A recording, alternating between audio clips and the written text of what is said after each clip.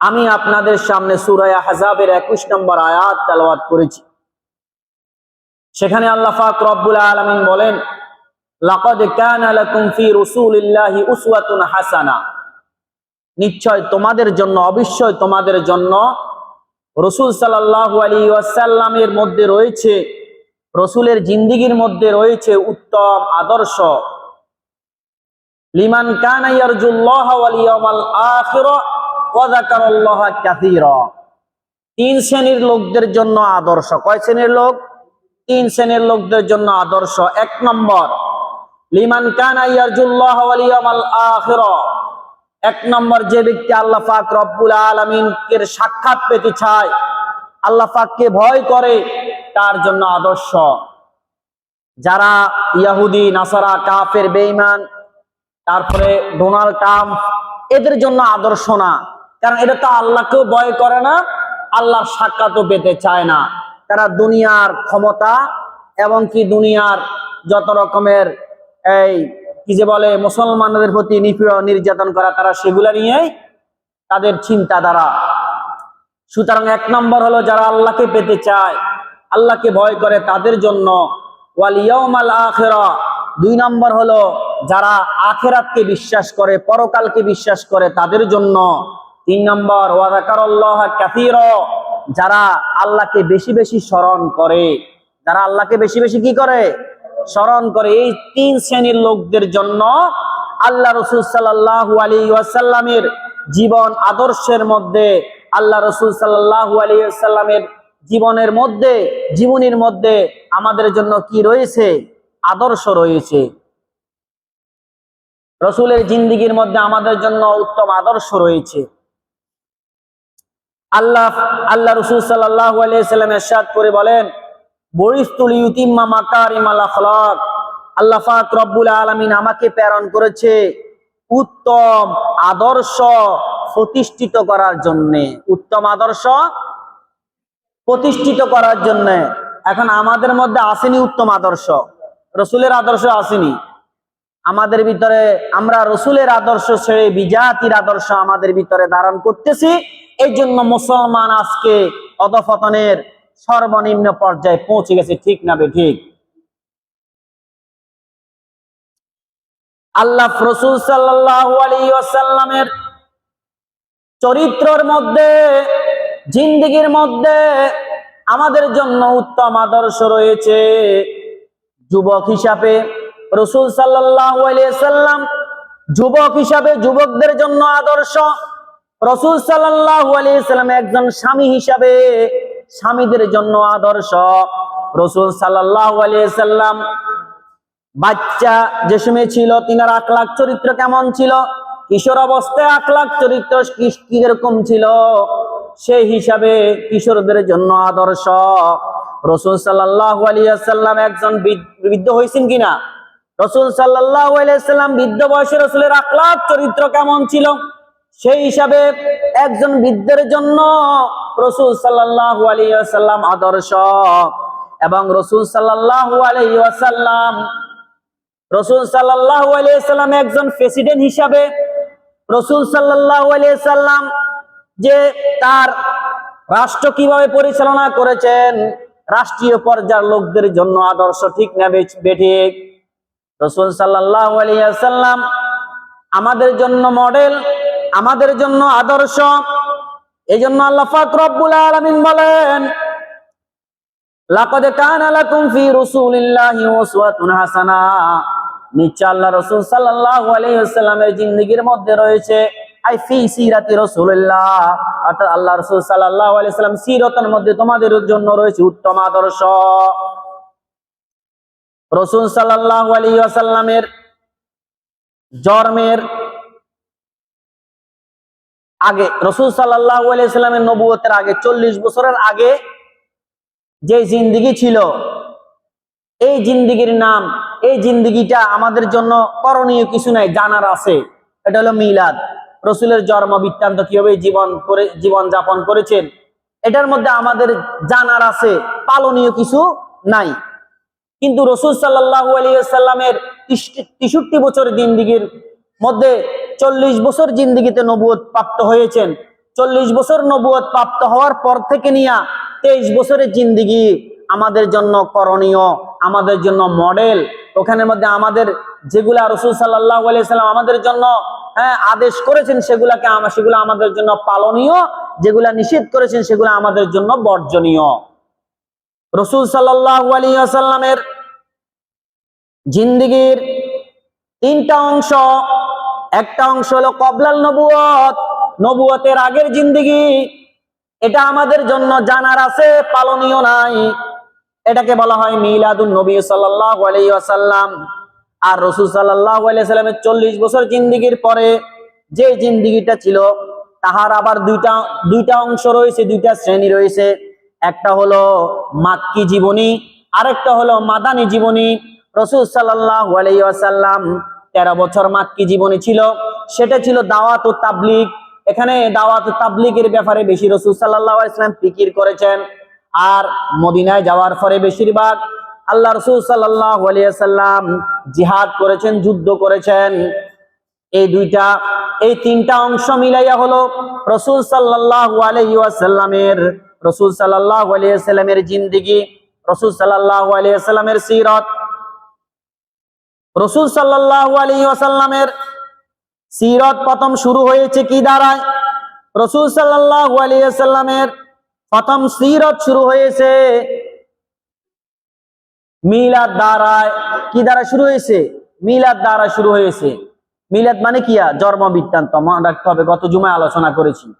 আচ্ছা বলেন তো দেখি, কেউ যদি একটা বই লেখে, ওখানে তার জন্ম লেখেনি অমুক তারিখে তার জন্ম, তার মৃত্যু অমুক তারিখে, সে অমুক জায়গায় জন্মগ্রহণ করেছে, তার পিতার নাম অমুক, তার মাতার নাম এরকম লেখা হয়, আমাদের কিতাবাদের মধ্যে এরকম লেখা হয়।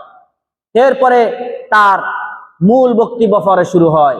সুতরাং রাসূল সাল্লাল্লাহু আলাইহি ওয়াসাল্লাম, রাসূল সাল্লাল্লাহু আলাইহি ওয়াসাল্লামের সিরত যেটা আছে, এটা মিলাদ যেটা আছে, এটা সিরতের একটা অংশ। তো রাসূল সাল্লাল্লাহু আলাইহি ওয়াসাল্লামের জিন্দেগির যে সমস্ত অংশ রয়েছে সেগুলো হলো, যেরকম ভাবে দৃষ্টান্ত স্বরূপ বলি, কিছু অন্ধ লোক এরা হাতি আছে না, হাতি একটা দড়ি, একজন অন্ধ হাতির কান দড়ি বলে যে হাতি হলো কুলার মতন। তো আরেকজন অন্ধ বলে এই হাতির লেজ দড়ি বলে হাতি রশির মতন। আরেকজনে হাতির ফাও দড়ি বলে এটা ফিলারের মতন।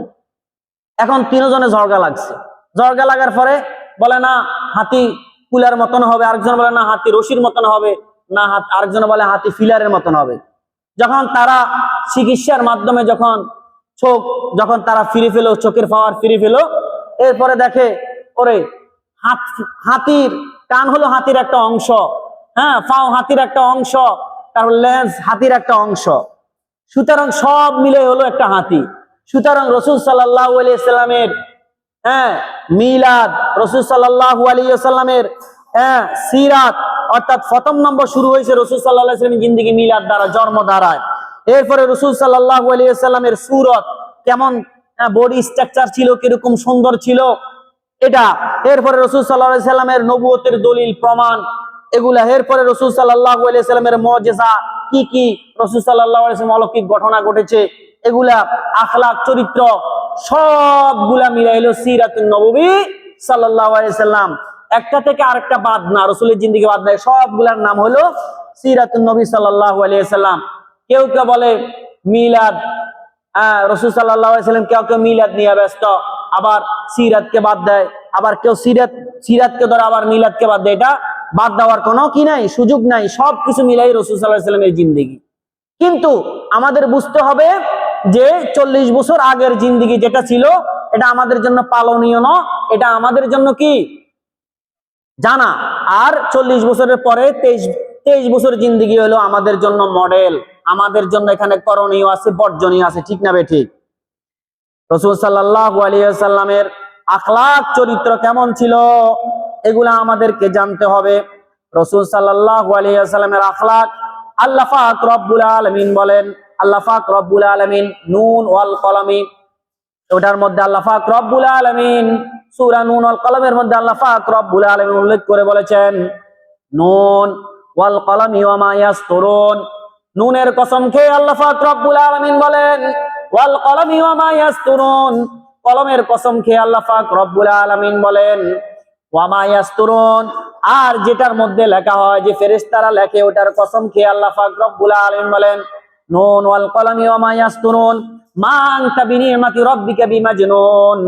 আল্লাহ পাক রব্বুল আলামিনের ফজল কলমে করমে আল্লাহ পাক রব্বুল আলামিনের দয়া ও মেহেরবানি আপনি কি নয়, আপনি পাগল নয়। মা আনতা বিনিমাতি রাব্বিকা বিমাজনুন ওয়া ইন্না লাকা লাআজরান গায়রা মামনুন। আর আল্লাহ পাক রব্বুল আলামিনের পক্ষ থেকে আল্লাহ পাক রব্বুল আলামিনের নিকট আপনার জন্য অগণিত নেয়ামত রয়েছে, নেয়ামত রয়েছে। মা আনতা বিনিমাতি রাব্বিকা বিমাজনুন ওয়া ইন্না লাকা লাআজরান গায়রা মামনুন ওয়া ইন্নাকা লাআলা খুলুকিন আযীম। এরপরে আয়াতে আল্লাহ পাক বলেন ওয়া ইন্নাকা লাআলা খুলুকিন আযীম, নিশ্চয় আপনি উত্তম চরিত্রের উপর প্রতিষ্ঠিত। কাফেরদের আগে একটা সংসদ ছিল দারুন নদওয়া।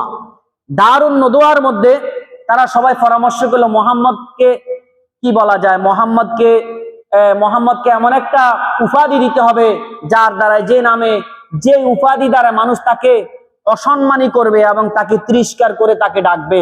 কেউ বলে মোহাম্মদকে কাহিন বলো, জাদুঘর বলো, কেননা সে তো জাদুঘরের মতন করে না। কেউ বলে হ্যাঁ তাকে বলো তাকে গণক বলো, কেননা সেই গণকের মতন তো করে না। তখন বলে হ্যাঁ তাকে পাগল বলো, কেননা পাগলের মতন তো কথা বলে না। তারা একমত হতে পারে নাই, সংসদের মধ্যে একমত হতে পারে নাই। এরপরে সংসদ ভেঙে গেল। আল্লাহ রাসূল সাল্লাল্লাহু আলাইহি ওয়াসাল্লাম এই কথা শুনে খুব মনে কষ্ট নিলেন। একবার এক লোক, তার নাম ছিল জেমাদ। এই জেমাদ কি করলো, জেমাদ আরবের মধ্যে একজন সাহিত্যিকও ছিল এবং কি সে চিকিৎসকও ছিল। তখন তাকে বলে যাও, মোহাম্মদ পাগল হয়ে গেছে, মোহাম্মদকে চিকিৎসা করো, তোমাকে আমরা টাকা পয়সা দিব। কাফেররা বলে। যখন মোহাম্মদ সাল্লাল্লাহু আলাইহি ওয়াসাল্লামকে চিকিৎসা করার জন্য যখন গেলেন, আমি তাকে যদি পাই তাকে চিকিৎসা করব। যখন মোহাম্মদ সাল্লাল্লাহু আলাইহি ওয়াসাল্লামকে পাইলেন, তখন মোহাম্মদ সাল্লাল্লাহু আলাইহি ওয়াসাল্লামকে বললেন যে কাফেরেরা, মক্কার লিডারেরা আমাকে বলেছে আপনাকে একটু চিকিৎসা করার জন্য, আপনি নাকি পাগল। তখন মুহাম্মদ রাসূলুল্লাহ সাল্লাল্লাহু আলাইহি ওয়াসাল্লাম তাকে একটা খুতবা শুনাইলেন। তিনি বললেন আলহামদুলিল্লাহি রাব্বিল আলামিন, আলহামদুলিল্লাহি রাব্বিল আলামিন, সমস্ত প্রশংসা আল্লাহ তাআলার জন্য। আলহামদুলিল্লাহি আস্তাঈনু ওয়া আস্তাগফিরু, খুতবা পাঠ করলেন। মাইয়াহদিল্লাহু ফালা মুদিল্লা লাহু ওয়া মাইয়ুদ্লিল ফালা হাদিয়া লাহু ওয়া আশহাদু আল্লা ইলাহা ইল্লাল্লাহু ওয়াহদাহু লা শারীকা লাহু। এভাবে যখন শব্দের চয়ন, শব্দের উচ্চারণগুলা ফাসাহাত বালাগাত সাহিত্যিক ভাবে ছিল, তখন সে বলল কিরে এত সুন্দর সাহিত্যিক, আমি অনেক সাহিত্য জানি, এর মুখ দিয়ে এত সুন্দর সাহিত্য ভাষা বাইর হয়, কথার ধরন গুলো কিরকম, কি মিল, এটা তো আমি আর জীবনেই শুনি নেই। তখন বলে মোহাম্মদ আবার বলো, তখন আবার বলছে, তখন আবার বলার জন্য যা বলছে আবার বলছে, এরপরে তৃতীয়বার বলছে আবার বলো, তখন আবার বলছে। এভাবে তিনবার বলার পরে এরপরে ওই ব্যক্তি বলে মোহাম্মদ তুমি আসলে পাগল নয়, তুমি হলো শ্রেষ্ঠ মানব, তুমি আমাকে পড়িয়ে দাও লা ইলাহা ইল্লাল্লাহু মুহাম্মাদুর রাসূলুল্লাহ। এজন্য কবি বলে গুন চাহে দিল কো নসিমে ইশকে নাওয়া কর দিয়া, মামরিজে হুশেতে মুস্তি নে আচ্ছা কর দিয়া। সে নিজেই কি ছিল, সে নিজেই অসুস্থ ছিল, সে বলতে পারবে না, বেহুশ ছিল। সে মুহাম্মদকে চিকিৎসা করতে আসি, নিজেই চিকিৎসা হয়ে গেল। ঠিক না বেঠিক? আল্লাহ পাক রব্বুল আলামিন আয়াত নাজিল করে সার্টিফিকেট দিয়ে দিলেন, মা আনতা বিনিমাতি রাব্বিকা বিমাজনুন, হে আমার প্রিয় হাবিব, আমার বন্ধু, আল্লাহ পাক রব্বুল আলামিনের দয়া ও মেহেরবানি, আপনি পাগল নয়, আপনি হলেন উত্তম আখলাকের উপর, উত্তম চরিত্রের উপর প্রতিষ্ঠিত। ওয়া ইন্নাকা লাআলা খুলুকিন আযীম, নিশ্চয় আপনি উত্তম চরিত্রের উপর প্রতিষ্ঠিত আছেন।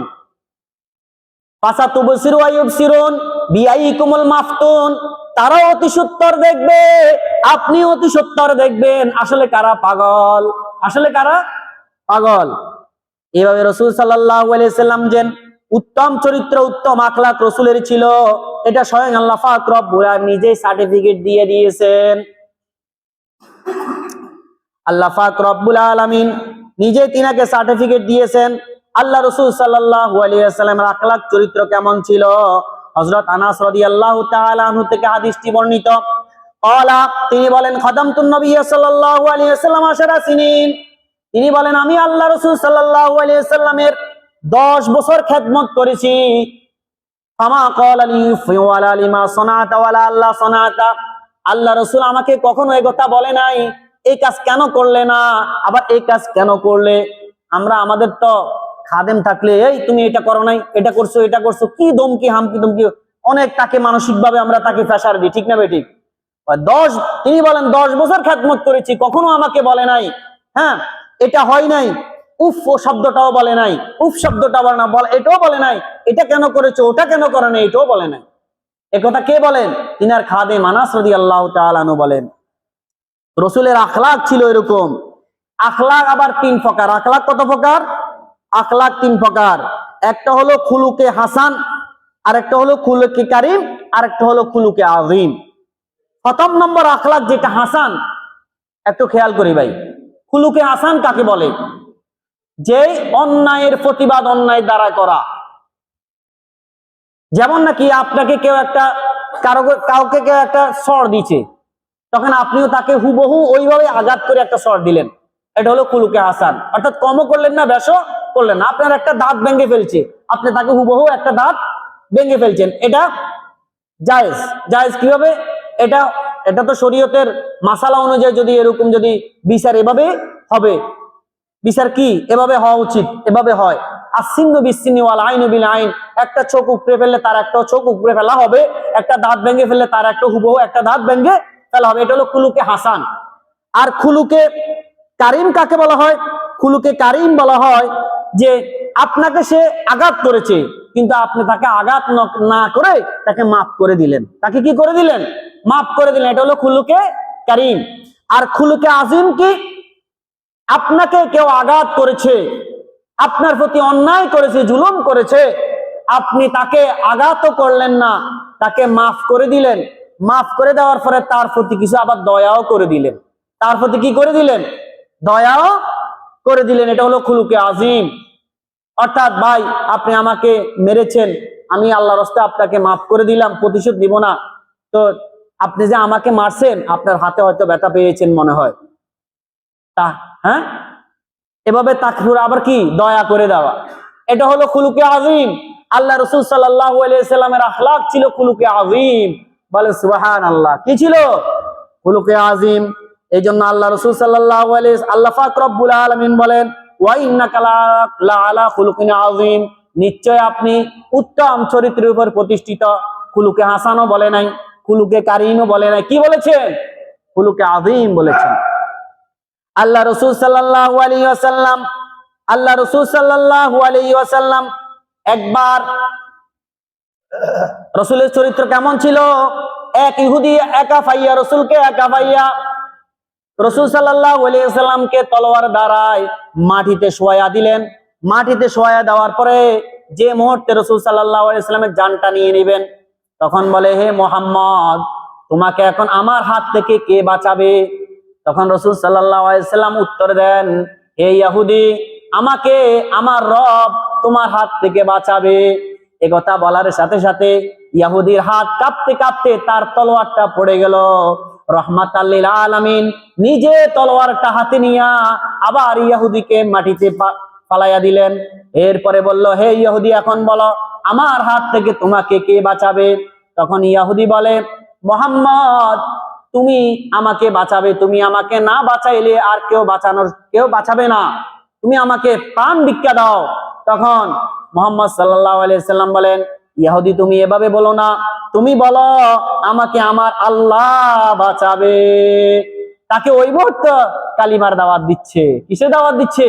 কালিমার দাওয়াত দিচ্ছে। তাকে মাফ করে দিলেন, ছেড়ে দিলেন। এটার না তার প্রতি দয়া করলেন।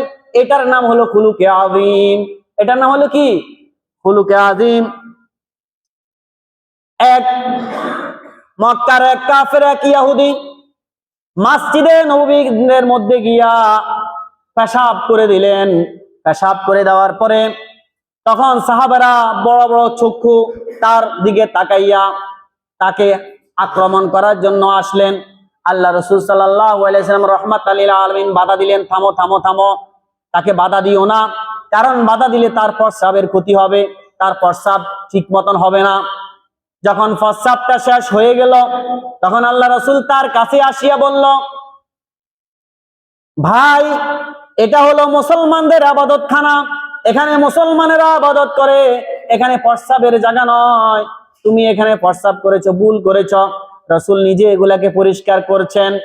এই আখলাক দেখিয়া, এই চরিত্র দেখিয়া, আল্লাহ রাসূল সাল্লাল্লাহু আলাইহি ওয়াসাল্লামের খুলুকে আযীম দেখিয়া সেই ব্যক্তি বলল, এরকম আখলাক, এরকম চরিত্র তো আর কাউকে দেখি নাই। হে মুহাম্মদ, আমাকে পড়িয়ে দাও লা ইলাহা ইল্লাল্লাহু মুহাম্মাদুর রাসূলুল্লাহ সাল্লাল্লাহু আলাইহি ওয়াসাল্লাম। তাকে আঘাত করলেন না, মারলেনও না, আবার সুন্দর ভাষায় তাকে কথা বলে বুঝাইয়া দিলেন। এটা হলো খুলুকে আযীম। এইভাবে রাসূল সাল্লাল্লাহু আলাইহি ওয়াসাল্লামের আরো অনেক ঘটনা আছে যেগুলা রাসূল সাল্লাল্লাহু আলাইহি ওয়াসাল্লাম নিজের জীবদ্দশায় অনেক আখলাক চরিত্র দেখিয়েছেন, যেগুলার কারণে মানুষ তার আখলাক চরিত্র দেখিয়া তারা স্বয়ং মুসলমান হয়ে গেছেন। আল্লাহ রাসূল সাল্লাল্লাহু আলাইহি ওয়াসাল্লামের আখলাক এমন চরিত্রের উপর অধিষ্ঠ ছিল যেই চরিত্র সারা দুনিয়ার কোনো মানুষের হতে পারে না। মানুষ চার প্রকারের হয়। ক প্রকারের হয়? চার প্রকারের হয়। এক নম্বর হলো কারো চেহারা সুন্দর, চরিত্র সুন্দর না, চরিত্র সুন্দর না। যেরকম ভাবে আসাদ নূর, বিভিন্ন ব্লগার আছে যারা রসুলকে গালি দেয়, দেখ আসাদ নূর কি সুন্দর নাম, নামও সুন্দর, তার চেহারাও দেখতে সুন্দর, কিন্তু তার কাজ হলো, চরিত্র হলো সবচেয়ে খারাপ, শয়তানও ফেল হয়ে যায়। তারা রসুলকে গালিগালাজ করে, রসুলকে কটাক্ষ করে, এরকম আরো আছে না নাস্তিকেরা। এইভাবে কিছু লোক আছে যাদের চেহারা সুন্দর নাই, যাদের চেহারা সুন্দর নাই কিন্তু চরিত্র অনেক সুন্দর, যেরকম বেলালে হাবশি। বেলালে হাবশি রাদিয়াল্লাহু তাআলা আনহু যদিও চেহারা সুন্দর নাই, কিন্তু আল্লাহ রাসূল সাল্লাল্লাহু আলাইহি ওয়াসাল্লাম যখন মেরাজে গমন করলেন তখন আল্লাহ রাসূল সাল্লাল্লাহু আলাইহি ওয়াসাল্লাম শুনতেছেন বেহেশতের মধ্যে একজন লোকের পায়ের আওয়াজ শোনা যাচ্ছে। জিজ্ঞাসা করো জিবরাইলকে, এই পায়ের আওয়াজটা কার? বলে আপনার বেলালের। তখন দুনিয়াতে আসার পরে বেলালকে জিজ্ঞাসা করলো, এ বেলাল, তুমি বেহেশতের মধ্যে তোমার পায়ের আওয়াজ শুনেছি, তুমি এমন কি আমল করো যে আমলের কারণে বেহেশতের মধ্যে তোমার পায়ের আওয়াজ শুনেছি? তখন বেলাল রাদিয়াল্লাহু তাআলা বলেন, ইয়া রাসূলুল্লাহ, ইয়া হাবিবাল্লাহ, আমার কোনো ভালো কোনো আমল নাই, শুধু একটা আমল আমি সব সময় করি, সেটা হলো মসজিদে ঢোকার পরে সর্বপ্রথম 2 রাকাত তাহিয়াতুল মসজিদ সালাত আদায় করি। বলেন সুবহানাল্লাহ। তাহলে আমরা 2 রাকাত সালাতুত তাহিয়াতুল মসজিদ আদায় করার দরকার আছে না নাই? আল্লাহ পাক তৌফিক দান করেন, বলেন আমিন। বেলাল রাদিয়াল্লাহু তাআলা মসজিদে নববীতে আযান দিতেন, যে আযানটা কোথায় শোনা যাইতো? আরশে মহল্লা পর্যন্ত শোনা যাইতো। কোথায় শোনা যাইতো? আরশে মহল্লা পর্যন্ত শোনা যাইতো। বেলাল রাদিয়াল্লাহু তাআলা আনহুর যে নির্যাতন সহ্য করেছে ইসলামের জন্য, এটা তো আপনারা জানেন। বেলাল রাদিয়াল্লাহু তাআলা আল্লাহ পাক এমন কবুল করেছেন যে মসজিদে নববী আযান দিতেন, সেটা আরশ পর্যন্ত শোনা যাইতো। একবার বলল যে একটা কণ্ঠস্বর লাগবে, কি লাগবে? এই মুয়াজ্জিন লাগবে। বেলালের আযান তেমন একটা সুন্দর নাই, বেলালের জবানের মধ্যে, জিহ্বার মধ্যে একটু জড়তা ছিল, আসহাদু বলতো। কি বলতো? আসহাদু। আশহাদুটা উচ্চারণ করতে পারতো না।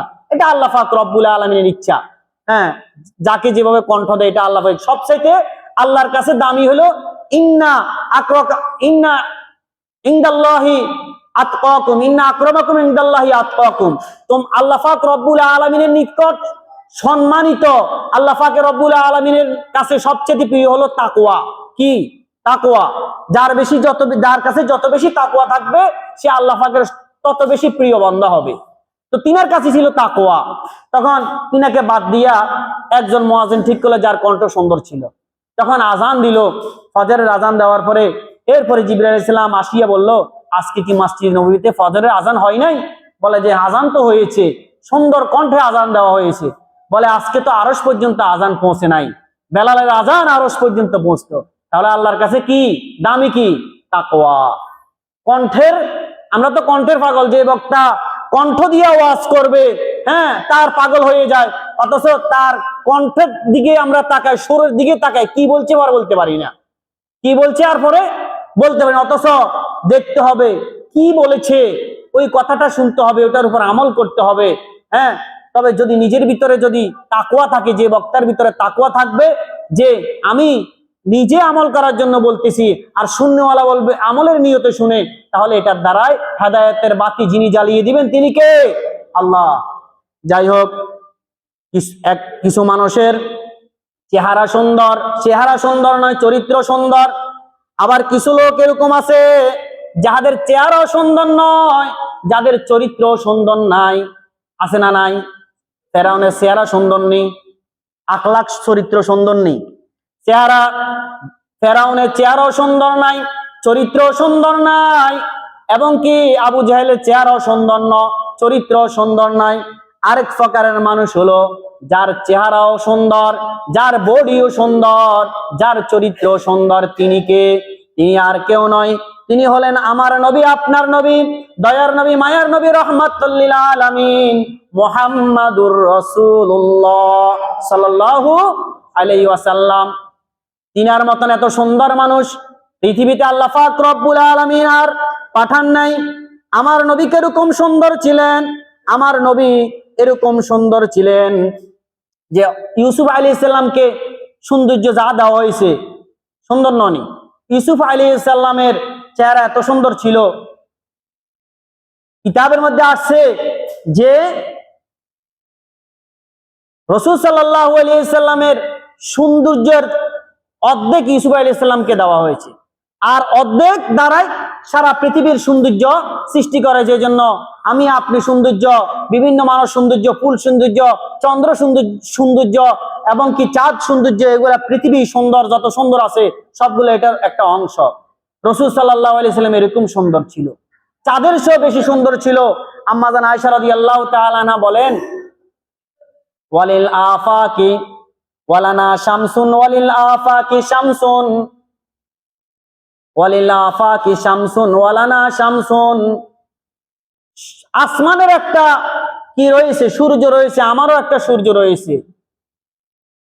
আমার সূর্যটা ওয়াশামসি তাতলাউ বাদাল ইশাই, আমার সূর্যটা উদিত হয় এশার নামাজের পরে, আর আসমানের যে সূর্যটা আছে সেটা উদিত হয় বাদাল ফাজরি, ফজরের পরে। রসুলের চেহারার নূরের দ্বারায় ঘর আলোকিত হয়ে যেত, এবং কি সুইয়ের মধ্যে সুতা গাঁথতেও প্রবলেম হতো না। বলা হয়েছে যে ইউসুফ আলাইহিস সালামের সৌন্দর্য দেখিয়া তখন মিশরের সম্ভ্রান্ত পরিবারের মহিলারা তারা ফল কাটতে গিয়া, ইউসুফকে দেখিয়া ফল কাটতে গিয়া হাত কেটেছে। আর আমার নবীকে যদি দেখতো তারা স্বয়ং কলিজায় কেটে ফেলতো, এত সুন্দর ছিল। এই জন্য রসুলের চেহারাও সুন্দর, রসুলের চরিত্র সুন্দর, আখলাক চরিত্র সুন্দর ছিল। জমানার হিসাবে, মানে অর্থাৎ জামানা, প্রত্যেক জমানা হিসাবে নবীদেরকে তার উম্মতের তুলনায় বেশি সৌন্দর্য দান করা হয়। নবী উম্মতের হিসাবে তাদেরকে তিনটা জিনিস বেশি দেওয়া হয়। কয়টা জিনিস বেশি দেওয়া হয়? তিনটা জিনিস তুলনামূলকভাবে বেশি দেওয়া হয়। যেরকম জামাল, সৌন্দর্য, অর্থাৎ উম্মতে মুহাম্মাদিয়ার মধ্যে যত সুন্দর মানুষ আসবে, আসছে এবং আছে, সবার থেকে সর্বশ্রেষ্ঠ সৌন্দর্য যিনাকে দিয়েছেন তিনি কে? মুহাম্মাদুর রাসূলুল্লাহ। মূসা আলাইহিস সালামের জমানা হিসাবে মূসা আলাইহিস সালামকে তার উম্মত থেকে সর্বশ্রেষ্ঠ সৌন্দর্য দান করা হয়েছে। প্রত্যেক নবীকে তার উম্মত হিসেবে শ্রেষ্ঠ সৌন্দর্য দান করে দেন। 2 নম্বর দেওয়া হয় সৌন্দর্য দেওয়া, 2 নম্বর হলো যোগ্যতা দেওয়া হয়। কি দেওয়া হয়? যোগ্যতা দেওয়া হয়। যে দুনিয়ার যত মানুষ আছে, যত উম্মত আছে, উম্মতের তুলনায় নবীকে সর্বশ্রেষ্ঠ কি দেওয়া হয়? যোগ্যতা দেওয়া হয়। তবে আমার নবীকে সমস্ত আম্বিয়াদের থেকে বেশি যোগ্যতা সমস্ত আম্বিয়াদের থেকে বেশি সৌন্দর্য দান করেছেন যিনি, তিনি কে? আল্লাহ পাক রব্বুল আলামিন। তিনার যোগ্যতা কেমন ছিল? তিনার যোগ্যতা এরকম ছিল, আল্লাহ রাসূল বলেন উতিতু ইলমাল আউয়ালিনা ওয়াল আখিরিন, আমাকে আগের পরের সমস্ত জ্ঞান দান করা হয়েছে। বলে কিভাবে দান করা হয়েছে? আসমানি কিতাব কয়টি? 104 খানা আসমানি কিতাব, 104 খানা আসমানি কিতাব, 103 খানা আসমানি কিতাবের যত এলেম আছে, যত মারেফত আছে, সব কিছু আল্লাহ পাক রব্বুল আলামিন কোরআনের মধ্যে দিয়ে দিয়েছেন। আর এই কোরআন কাকে দান করছেন? কার উপর অবতীর্ণ করছেন? বিশ্ব নবী মুহাম্মদুর রাসূলুল্লাহ সাল্লাল্লাহু আলাইহি ওয়াসাল্লামের প্রতি এই কোরআন অবতীর্ণ করেছেন। এই জন্য তিনি বলেন যে উতিতু ইলমাল আউয়ালিনা ওয়াল আখিরিন, আমাকে আগের পরের সমস্ত জ্ঞান দান করা হয়েছে, সমস্ত যোগ্যতা দান করা হয়েছে। এটা হলো 2 নম্বর। 3 নম্বর হলো নাওয়াল। নাওয়াল মানে হলো ইহসান, কারো প্রতি দয়া করা, ইহসান করা। 2 নম্বর হলো 3 নম্বর হলো যে অন্য অন্য উম্মতের তুলনায় তাদেরকে শক্তি দান করা হয়। কি দান করা হয়? শক্তি দান করা হয়, সুজাআত দান করা হয়। অর্থাৎ আল্লাহ রাসূল সাল্লাল্লাহু আলাইহি ওয়াসাল্লাম কে কি দান করা হয়? শক্তি দান করা হয়েছে। অর্থাৎ রাসূল সাল্লাল্লাহু আলাইহি ওয়াসাল্লাম 40 জন পুরুষের শক্তি রাখতেন। কয়জন পুরুষের? 40 জন পুরুষের শক্তি রাখতেন। জান্নাতের মধ্যে একজন পুরুষকে 100 জন পুরুষের কি দান করা হবে? শক্তি দান করা হবে, যুবকের শক্তি দান করা হবে। এবং কি রাসূল সাল্লাল্লাহু আলাইহি সাল্লামকে যদি রাসূল সাল্লাল্লাহু আলাইহি সাল্লাম যদি 40 দুনিয়ার মধ্যে যদি 40 জনের কি পান? যুবকের শক্তি পান, তাহলে জান্নাতে এটা দ্বারা 40 দ্বারায় আমরা যদি 100 রে গুণ দিই তাহলে কত হবে? 4000-এর কি হবে? যুবকের শক্তি পাবে। দেখেন এই 3টা জিনিস, একটা হলো কিয়া নাওয়াল, জামাল, কামাল, যোগ্যতা এবং কি শক্তি, এগুলা দেওয়া হয়। অন্য অন্য উম্মতের তুলনায় নবীকে এগুলা দান করা হয়। তাহলে রাসূল সাল্লাল্লাহু আলাইহি সাল্লাম কি কয়টা জিনিস দান করেছেন? 3টা জিনিস। একটা হলো জামাল। আল জামাল মানে সৌন্দর্য। আল হযরত জিবরাইল আলাইহিস সালাম বলেন কলাবতু মাশারিকাল আরদি ওয়া মাগারিবাহা, আমি পূর্ব পশ্চিম পৃথিবী সায়ের করেছি, সমস্ত নবীকে দেখেছি, হ্যাঁ সমস্ত উম্মতদেরকেও দেখেছি, কিন্তু মুহাম্মদ সাল্লাল্লাহু আলাইহি ওয়াসাল্লামের মতন এরকম হ্যাঁ ফালাম আরা আহাদান আহসানা ওয়া আজমালা ওয়া আশরাফা মিন মুহাম্মাদিন সাল্লাল্লাহু আলাইহি ওয়াসাল্লাম, মুহাম্মাদের মতন এরকম সৌন্দর্য, মুহাম্মদ সাল্লাল্লাহু আলাইহি ওয়াসাল্লাম এরকম মতন জামাল, তার সৌন্দর্য, জামাল এবং কি তার ভদ্রতা, নম্রতা, এরকম আমি আর কারো করে পৃথিবীর মধ্যে কাউকে আমি এরকম দেখি নাই। রাসূল সাল্লাল্লাহু আলাইহি ওয়াসাল্লামকে যে জ্ঞান দান করা হয়েছে এটা কাউকে দান করা হয় নাই। রাসূল সাল্লাল্লাহু আলাইহি ওয়াসাল্লামের বয়স যখন 25 বছর, তখন মক্কার কাফেররা যখন বাইতুল্লাহ নির্মাণ করেছিলেন, তখন হজরে আসওয়াদ কোথায় রাখবেন এটা নিয়ে টেনশন হয়ে গেল কোথায় রাখবেন। তখন এখন তারা সিদ্ধান্তের মধ্যে পৌঁছে, প্রত্যেক সিদ্ধান্ত বুঝতে পারে না। প্রত্যেক এলাকার যারা কি আছে, এই এলাকার আপনার ওই যে নেতা আছে, সবাই বলে আমরা এটা নেম প্লেটটা আমরা রাখবো। তখন তারা সিদ্ধান্ত পৌঁছতে পারে না। তখন বলল যে আমাদের এই সিদ্ধান্ত দিবে আগামীকাল যে ব্যক্তি সর্বপ্রথম ফজরের সময় যে ব্যক্তি মসজিদে সর্ব আগে ঢুকবে, সে আমাদেরকে ডিসিশন দিবে কে এটা রাখবে। তখন মুহাম্মদ সাল্লাল্লাহু আলাইহি ওয়াসাল্লাম তো আলামিন নামে খ্যাতি ছিলেন। নবুয়ত প্রাপ্তি হওয়ার আগে তারা আলামিন বলে মুহাম্মদ সাল্লাল্লাহু আলাইহি ওয়াসাল্লামকে খ্যাতি দিয়েছেন। নবুয়তের আগে তিনি কি ছিলেন? সত্যবাদীতে ছিলেন। যখন নবুয়ত প্রাপ্ত হওয়ার পরে যখন কালিমার দাওয়াত দিলেন, তখন মুহাম্মদকে পাগল বলা শুরু হয়ে গেছে। এর আগে আলামিন খ্যাতি দিয়েছে। তো মুহাম্মদ সাল্লাল্লাহু আলাইহি ওয়াসাল্লাম বিশ্বনবী সর্বপ্রথম মসজিদে ওই মক্কার বাইতুল্লাহর মধ্যে যখন সর্বপ্রথম ঢুকলেন, সবাই খুশি হয়ে গেল যে একটা আলামিন লোক ঢুকেছে, তিনার ডিসিশন কেউ প্রত্যাখ্যান করবে না, তিনাকে সবাই মানে নেবে। তখন তিনাকে বলা হলো যে আপনি আমাদেরকে ডিসিশন দেন, এই নেম প্লেটটা, এই হজরে আসওয়াদটা কে রাখবে। তখন মুহাম্মদ সাল্লাল্লাহু আলাইহি ওয়াসাল্লামের জ্ঞান কিরকম ছিল? 25 বছর বয়সে তিনি বলেন একটা চাদর নাও। চাদরটা নেওয়ার পরে বলে তোমরা তোমাদের প্রত্যেকের গোত্র থেকে একজনকে নেতা বানিয়ে দাও। গোত্র থেকে সবাইকে যখন একজন একজন করে নেতা বানিয়ে দিল, সবাই বলে এই চাদরের চতুর্পাশ তোমরা ধরো। মুহাম্মদ সাল্লাল্লাহু আলাইহি ওয়াসাল্লাম নিজেও দৌড়লেন। ধরার পরে এই চাদরটা নিয়ে ওই মক্কার মধ্যে আনিয়ে রাখলেন। এরপরে তোমরা ছেড়ে দাও, রসুল ছেড়ে দিলেন। রহমাতুল লিল আলামিন বিশ্বনবী মুহাম্মদ রাসূলুল্লাহ তিনি নিজে ওই হজরে আসওয়াদটা রাখলেন। তাহলে বেজালটা নিরসন করে দিলেন তিনি কে? মুহাম্মদুর রাসূলুল্লাহ সাল্লাল্লাহু আলাইহি ওয়াসাল্লাম। তিনার জ্ঞান এরকম ছিল।